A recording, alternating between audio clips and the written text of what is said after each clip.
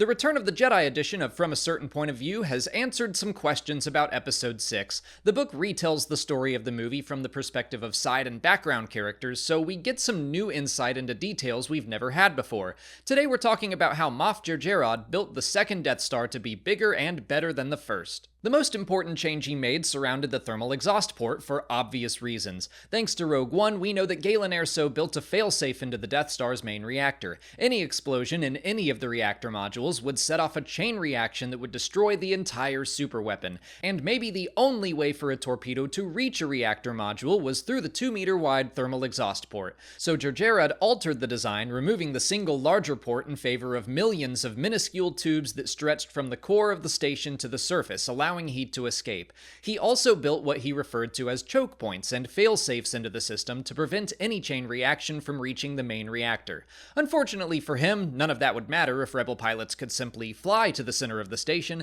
but I would say the blame for that falls on the Emperor, who prioritized the Death Star's weapon systems over its infrastructure. Jerjerrod also notes that the second Death Star exceeded the first in every relevant metric, including size, power, and efficiency. He doesn't go into further specifics, but I assume the changes are consistent with those from Star Wars Legends, because the thermal exhaust port innovation is lifted straight from those old sources, except back then it was Bevel Limelisk who was responsible for the new design instead of Jerjerrod. The second Death Star was 125% larger. Its super laser was able to recharge and fire in only 3 minutes compared to the first super laser's 24-hour recharge time, and the targeting systems were capable of finer accuracy, able to target capital ships instead of only large planetary bodies. And those are all the major improvements Moff Jerjerrod made to the second Death Star over the first, so that's it for today.